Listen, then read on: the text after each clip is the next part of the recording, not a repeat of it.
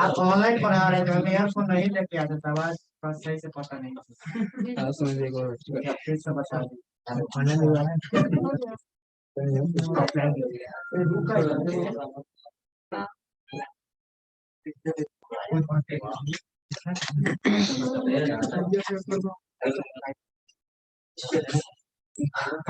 The Poetry Love by George Herbert.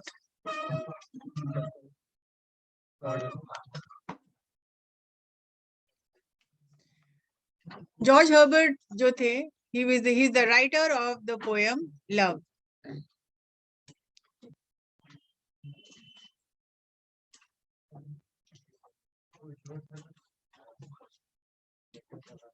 Write the name of the person, George Herbert.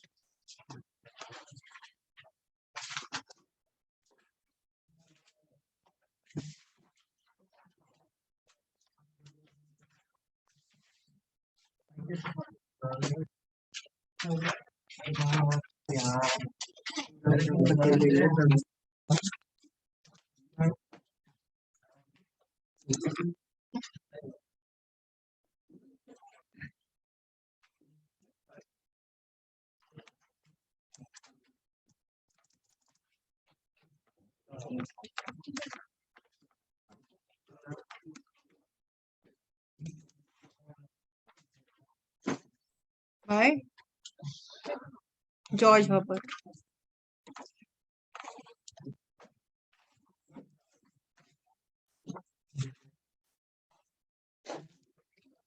So it is a poem written by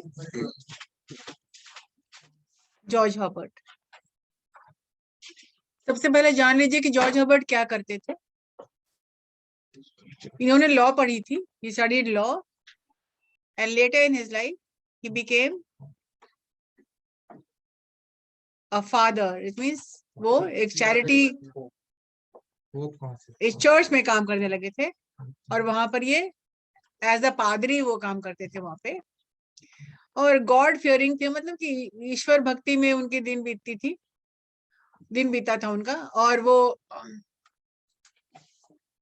God के praise में वो कहानियां या किताबें या poetry या कोई भी कुछ भी लिखते थे तो उनका हमेशा रिलीजियस माइंडेड थे, वो ईश्वर भक्ति में वो लीन थे, इसलिए उनकी जो कहानियां होती थी, जो स्टोरीज होते थे, जो भी पोएट्री होते थे उनके, तो वो सभी ईश्वर भक्ति में लीन रहते थे। अब इस पोएट्री में उन्होंने क्या कहा है, वो फर्स्ट पर्सन अकाउंट बोलते हैं कि मैं जो पोएट्री है वो कहते हैं कि वो अपनी आप बीती समझा रहे हैं, बता रहे हैं, अपने बारे में बता रहे हैं कि उनको क्या एक्सपीरियंस हुआ था, क्या तजुर्बा उनके साथ हुआ था। तो वो कहते हैं कि उन्हें ऐसा आभास हुआ और बता रहे हैं कि ईश्वर ने मुझे बुलाया था, लेकिन मैं आगे नहीं बढ़ पाया। क्यों नहीं बढ़ पाया मैं? इसलिए कि मुझे लगता है कि मैं एक अच्छा इंसान नहीं हूं, और मैंने मतलब इंसान कोई भी, वो अपने बारे में नहीं बात कर रहे हैं, वो पूरी जनजाति के बारे में बात कर रहे हैं कि इंसान जो है वो गलतियों का एक पुतला है और कतई इस लायक नहीं है कि ईश्वर के सामने सम्मुख उनके जाए। तो कहते हैं कि ईश्वर ने मुझे बुलाया था, मुझे इनवाइट किया था, एक दावत उन्होंने दी थी और उन्होंने मुझे बुलाया था, लेकिन मैं तो आगे बढ़ ही नहीं पाया। मैं इसलिए कि मैं उनका सामना नहीं कर सकता था, तो आगे कदम बढ़ाने के बजाय मेरे कदम क्या हो गए, पीछे हट गए, और पहले कदम ही जड़ पड़ गया, मतलब आगे बढ़ ही नहीं पाए। और वही बताते हैं कि और ईश्वर जो है तुरंत देख लेते हैं, तुरंत समझ लिए मेरे मन की दशा समझ लेते हैं, भाप लेते हैं। क्विक आइड बोलते हैं कि वो तुरंत देख लेते हैं कि इंसान के मन में क्या चल रहा है। और वो कहते हैं कि ईश्वर मेरे पास आते हैं और बहुत ही स्वीट आवाज में, बहुत प्यार से पूछते हैं कि तुम क्यों नहीं आगे बढ़ रहे हो, क्या कमी है तुम में?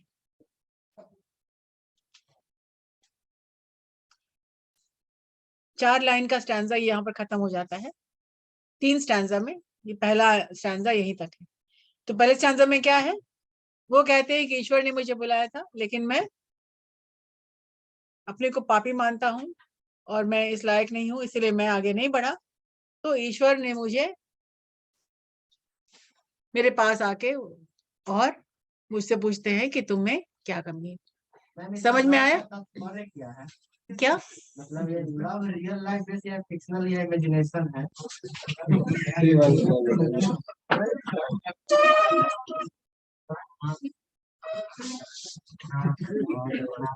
गॉड का नाम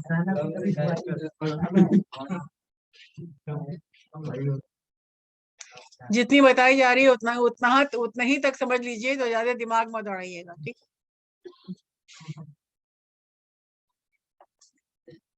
जॉर्ज हर्बर्ट ने ईश्वर का नाम इस पोइट्री में लव दिया हुआ है। लव मतलब कि गॉड। तो पहला लाइन जो बोलते हैं, ईश्वर ने मुझे, लव ने मुझे बुलाया, ईश्वर ने मुझे बुलाया। किसी को भी एहसास हो सकता है ईश्वर प्रेम का, कि ईश्वर मुझसे बातें करते हैं। बड़े बड़े साधु महात्मा तो उनको डायरेक्ट टेलीफोन कांटेक्ट रहता है, वाईफाई लगा रहता, लाईफाई लगा रहता है उनका। हाँ, उनको पूरा पता है मेरी नौकरी कब लगेगी, जाके उनसे पूछते हैं। अच्छा रुको बताते हैं, बोलते कुछ पैसे रखो तो बताएंगे। एनीवेज, तो लव जो है, उन्होंने बड़े प्यार से ईश्वर का नाम क्या दिया है? लव। और पहला ही लाइन है कि लव ने मुझे बुलाया, गॉड बेड मी वेलकम। उन्होंने बुलाया, मुझे वेलकम कर रहे हैं कि बेटा तुम आओ। लेकिन मैं तो आगे बढ़ने के मुझे डर लग रहा है कि मैं तो अच्छा इंसान हूं नहीं, तो ईश्वर के सामने कैसे जाएं? उस लायक ही नहीं है उनके सामने जाने के। तो मैं वहीं खड़ा रहा और ईश्वर ने मुझे बुला, और लव ने मुझे बुला करके, मुझे नहीं बुलाया, मेरे पास आए। मैं नहीं गया तो वो मेरे पास आए और बड़े प्यार से पूछते हैं कि तुम में क्या लैक है, क्या कमी है, क्यों आगे नहीं बढ़ रहे? तो हम बता देते हैं कि पूरी जो पोइट्री है कॉन्वर्सेशन है, जवाब सवाल जवाब सवाल। ये जिरह करते रहते हैं कि मैं इस लायक नहीं हूँ, ईश्वर समझाते रहते हैं कि नहीं तुम इस लायक हो। तो यहाँ पर पहला स्टैंजा खत्म हो जाता है। अब दूसरे स्टैंजा में, 4 लाइन का स्टैंजा में बोलते हैं कि अगर उसका जवाब देते हैं कि तुम में क्या कमी, तुम क्यों नहीं आ रहे हो? तो गेस्ट जो है, जो लव है, पूछते हैं कि क्या कमी तुम में? तो ऑथर जवाब देते हैं, जॉर्ज हर्बर्ट जवाब देते हैं कि मैं तो एक मेहमान हूं, आई एम अ गेस्ट। आपके पास आने लायक नहीं हूं, वर्दी नहीं हूं, इस लायक नहीं हूं कि मैं आपके पास आऊं। तो ईश्वर जवाब देते हैं, लव आंसर करते हैं कि तुम वही हो, यू शैल बी ही, मतलब तुम वही हो जैसा तुम्हें मैंने बनाया है। तो फिर जवाब देते हैं, ठीक है, आपने मुझे बुलाया है, आपने मुझे बनाया और मैं वही हूँ। मैं तो इतना नाकारा हूँ, निकम्मा हूँ। आई एम अनकाइंड, मैं तो, मेरे जैसे स्वार्थी तो कोई है नहीं। कबीरदास की बातें याद आती है यहाँ पे, बुरा जो देखन मैं चला, मिला बुरा ना कोई, जो देखा दिल अपना, मुझसे बुरा ना कोई। तो ये बोलते हैं कि मुझसे बुरा तो कोई है ही नहीं। तुम कहते हो कि तुम वही हो जो मैंने बनाया है, नहीं, सवाल ही नहीं है, मैं तो इतना बुरा हूँ। तो आपके आगे तो आ ही नहीं सकता हूँ, आप जो भी कह लीजिए, लेकिन मैं बुरा हूँ। मैं आपको, आपके सामने क्या, मैं तो आपको देखने के लायक नहीं। तो फिर ईश्वर बोलते हैं उसको कि तो तुम्हारी आंखें किसने बनाई है, बताओ। बार बार जिरह कर रहे हैं भगवान से, किसने तुम्हें तुम्हें तुम्हारी आंखें बनाई, किसने दी है तुम्हें आंखें? मैंने ही दी है ना।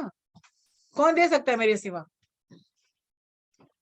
तो बोलते हाँ ठीक है, मान गए, आपने दी है, लेकिन आपने तो बहुत कुछ दिया है, लेकिन मैंने क्या किया आपके लिए? आपकी दी हुई चीज को तो मैं पूरा मिसयूज किया, मैंने पाप किया है, तो मैं एक पापी ही हूँ, और कदर नहीं किया मैंने तो बर्बाद कर दिया, खराब कर दिया हर चीज को, आपकी दी हुई गिफ्ट जिंदगी को मैंने खराब कर दिया। तो ये क्या बोलते हैं? तो ईश्वर क्या बोलते हैं? नहीं, फिर ये बोलते हैं कि मुझे वहीं भेजिए कि जहाँ के मैं लायक हूँ।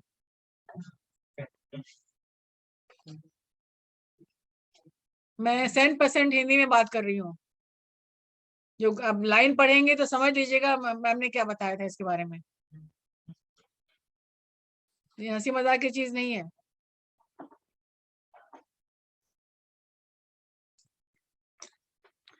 तो वो बोलते हैं कि मैं अनकाइंड हूँ, मतलब मेरे तरह खराब तो है नहीं कोई, स्वार्थी हूँ,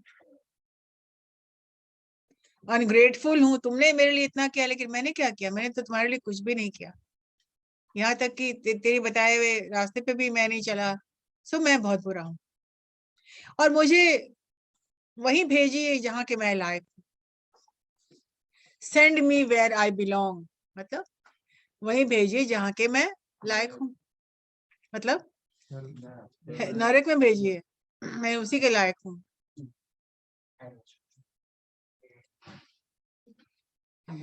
तो फिर ईश्वर बोलते हैं, ये लास्ट 4 लाइन है, ईश्वर कहते हैं कि तुम भूल गए क्या कि तुम सबके पाप को लेके तो मैं सूली पे चढ़ा था, और जब मैं मरा था तो तुम सबके पाप को लेकर के मैं चला गया था, मतलब तुम सबको मैंने माफी दिला दी थी।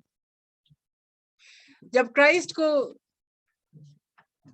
सूली पे लटकाया जा रहा था तो मरने के पहले उन्होंने कहा था कि forgive them because they do not know what they are doing, इन सबको माफ कर दीजिए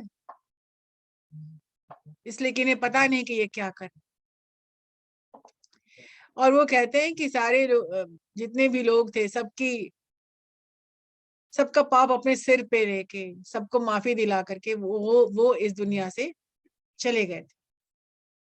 तो वो हर्बर्ट को रिमाइंड करते हैं कि तुम भूल गए क्या, तुम पापी कहाँ से हुए, तुम सबके पाप तो मैंने हर लिया, अपने सर ले लिया और सबको माफी दिला दी। इस बात पे जॉर्ज हर्बर्ट कन्विंस हो जाते हैं, ऑथर कन्विंस हो जाते हैं, और ईश्वर की बात मान लेते हैं, और बात मान करके वो अंदर आते हैं, एक कमरा है वहां बैठ करके, और फिर वो ईश्वर बोलते हैं कि तुम जो जो जिंदगी तुमको दी गई है उसको बिना किसी पाप बोध के, तुम अपराध बोध के तुम उसको जियो। और फिर मैं बैठ गया और मैं उनकी दी हुई चीजों को ग्रहण करने लगा। ये मैंने हिंदी में कहानी समझा दी है। This is George Herbert love. Did you understand? Any question you can ask.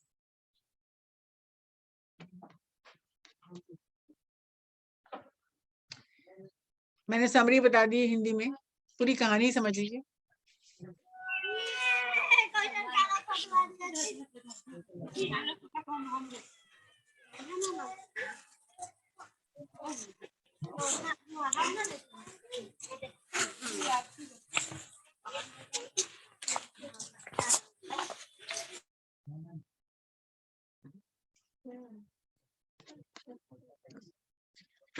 Any question?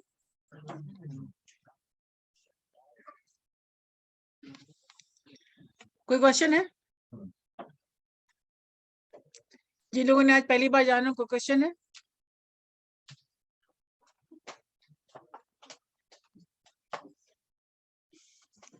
Yes, no? No.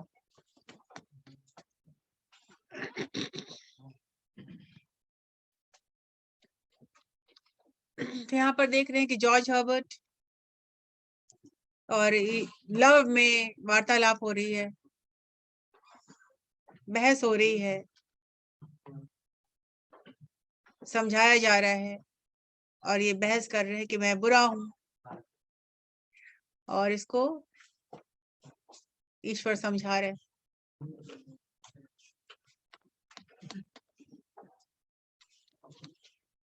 George Herbert ने बताया है कि लव जो है, ईश्वर जो है, एक माँ बन के आती है, माँ के रूप में आती है।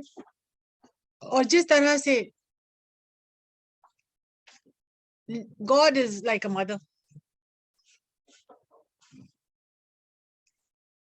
जिसके दिल में सिर्फ प्यार और ममता है, वो कोई डरने की चीज ही नहीं है। जिस तरह से अपनी माँ से आप नहीं डरते हैं, उसी तरह से वो समझाते हैं कि ईश्वर से भी डरने की कोई जरूरत है क्या? नहीं।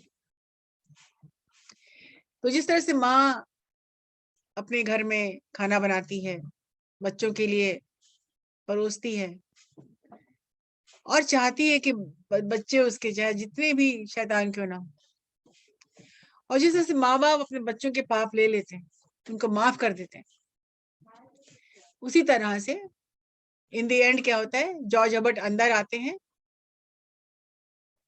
कन्विंस हो जाते हैं, ईश्वर की बात से कन्विंस हो जाते हैं, और वो अंदर आकर के उनकी दी हुई जिंदगी को, उनकी दी हुई चीजों को, जैसे आप देख रहे हैं एक डाइनिंग टेबल लगा हुआ है और खाना वाना उसमें लगा हुआ है, और बोलते हैं कि लास्ट लाइन जो इनका है, sit and taste my meat. My meat का मतलब नहीं कि मेरे उसको खा लीजिए, मतलब कि मेरी दी हुई जिंदगी को, जैसे कहते हैं ना, हर कण कण में भगवान है। तो तुम जो कुछ भी ग्रहण करते हो, खाते हो, उसमें भी ईश्वर बसते हैं। तो मतलब ये कहने का है कि जो कुछ भी उनकी दी हुई जिंदगी है, उनकी दी हुई चीजों को बिना किसी पाप बोध के आप उसको ग्रहण कीजिए। ये मत सोचिए कि मैं बुरा हूं, आप वही हैं जो कि, जैसा कि उसके बगैर, मर्जी के बगैर पत्ता भी नहीं हिलता है। तो तुम एक अच्छी जिंदगी जीने की कोशिश करो बिना किसी गिल्ट फीलिंग की। ये है जॉर्ज हर्बर्ट।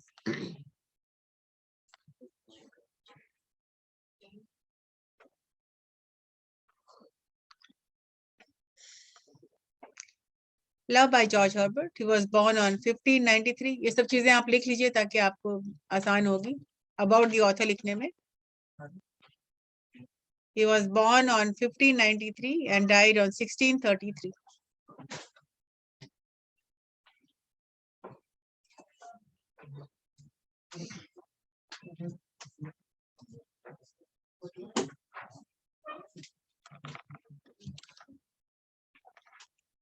आप फर्स्ट लाइन देख रहे हैं,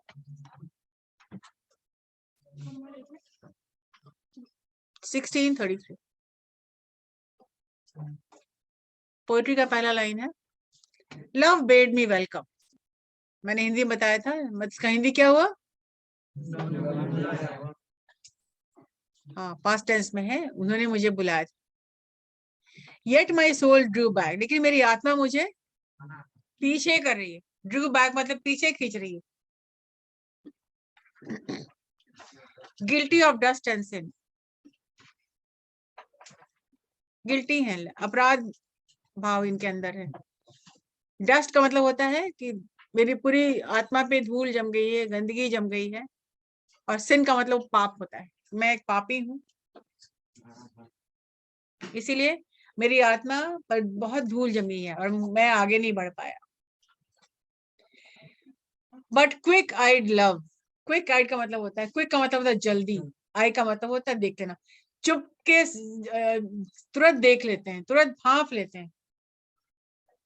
वो ऑब्जर्व करते हैं, वो देखते हैं, समझ जाते हैं कि वो देख रहे हैं कि मैं आगे नहीं बढ़ पा रहा हूँ। ऑब्जर्विंग मी ग्रो स्लैक, देख रहे हैं कि मैं आगे नहीं बढ़ पा रहा हूँ, मैं पहला कदम भी नहीं ले पा रहा हूँ, ये उन्होंने तुरंत देख लिया। ड्रू नियरर टू मी, मेरे और पास आए। ड्रू नियरर मतलब मेरे पास आए। स्वीटली क्वेश्चनिंग, और बहुत ही प्यार से क्वेश्चन पूछा उन्होंने, इफ आई लैक्ड एनीथिंग, क्या तुम्हें कोई कमी है? आप लोग हिंदी लिख नहीं रहे हैं, आपको याद रहेगा? ये पहला क्लास है जो पोइट्री का हिंदी नहीं लिख रहा है कोई।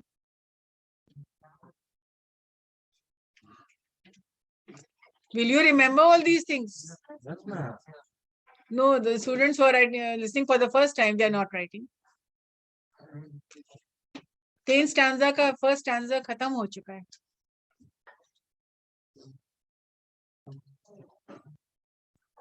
What does it mean? बताइए, फर्स्ट स्टैंजा का मतलब बताइए।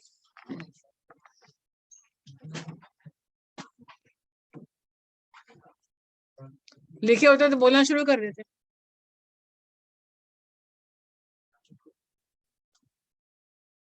याद भी नहीं, भूल के तुरंत।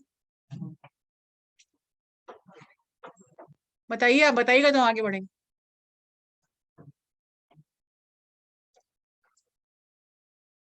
जॉर्ज अपने इस कहानी नहीं, आप नहीं, जो नए लोग उनसे पूछ रहे हैं हम। ये लोग बस ऐसे देख रहे हैं ना, लिखना है ना नोट ना नोट बनाना है, तो कैसे आप समझेंगे? पोइट्री इतनी आसान चीज नहीं है। आसान बनाने की कोशिश कर रहे हैं, लेकिन तुम नोट लिख के नहीं लिखोगे तो नहीं समझोगे। नहीं, सब people are just sitting like that. Time pass class है, टाइम पास क्लास है क्या? यस बोल रहे हो। एग्जाम पास करना होगा ना। बैक लगा तो भूल जाना। टीसीएस विप्रो।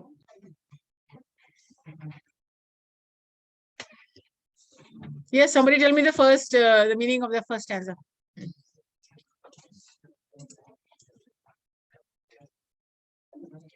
बोलिए। भगवान जो होते हैं तो वो जॉर्ज हर्बर्ट का स्वागत करते हैं, देन वो उनका जो सोल होता है वो नहीं मानता है, मतलब मैं आपको गिल्टी फील कर रहे होते हैं वो, उनका पीछे सोल जो होता है वो पीछे गिर देता है। भगवान मतलब बहुत ही स्वीट वॉइस में उनसे पूछते हैं कि मतलब तुम क्यों नहीं आ रहे हो हमारे साथ। वो बोलते हैं बस इतना ही है। इतना ही है, पहला स्टैंजा इतना ही है। आपने इसको लिखा है? Please write down in case you forget.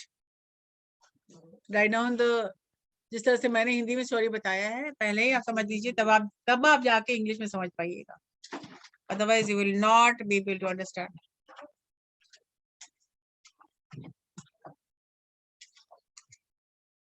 और कोई बोलिए, प्रेजेंट कीजिए फर्स्ट आंसर। यस।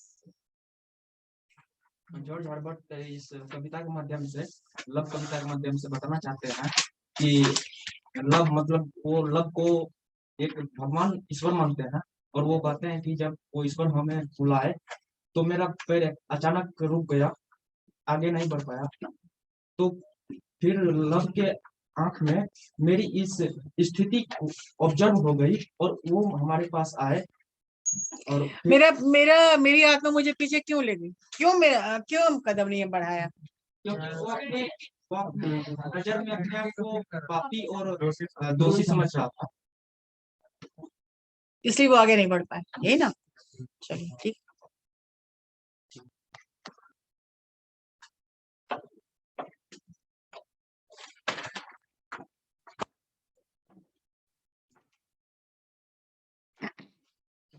लाइन 1 का मतलब इंग्लिश में फिर से, लव और God welcomes the guest but the guest shrinks back. Shrink मतलब होता है पीछे की, श्रिंक मतलब कोई कपड़ा छोटा हो जाता है, श्रिंक मतलब अपने में से मट जाना, संकोच करना। कॉन्शियस ऑफ हिज अनवर्दीनेस मतलब जानते हुए भी कि मैं इस लायक नहीं हूँ। God has been personified as love मतलब गॉड का नाम उन्होंने रखा है लव बाय द पोएट, ठीक है। Though written in 17th century, the language sounds surprisingly modern. बहुत पहले की लिखी हुई है, लेकिन फिर भी मॉडर्न इसकी क्या लैंग्वेज क्या है? It is modern. Line 2. The guest is made of base material and this makes him feel he is not worthy of being in God's presence. वो समझते हैं मैं तो धूल से ही बना हुआ हूँ। कोई चीज जो धूल से बना हुआ है तो नेचुरली उसकी पूरी आत्मा पर ही धूल होगी, गंदगी ही होगी। और वो बोलते हैं कि मैं गिल्टी हूँ, अपराध भाव से वो पूरे भरे पड़े हुए हैं। और वो कहते हैं कि पहला सिन इंसान का क्या था?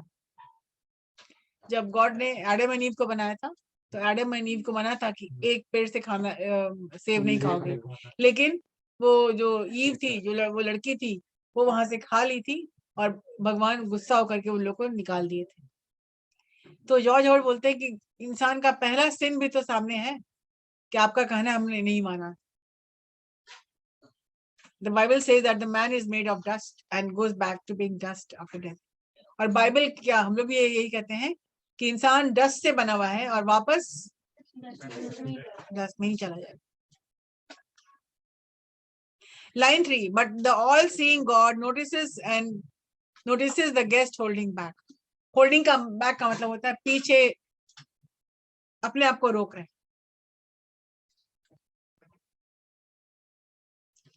Why are you holding back? तुम क्यों पीछे हो, क्यों अपने आप को रोक रहे हो? तो this was stanza 1.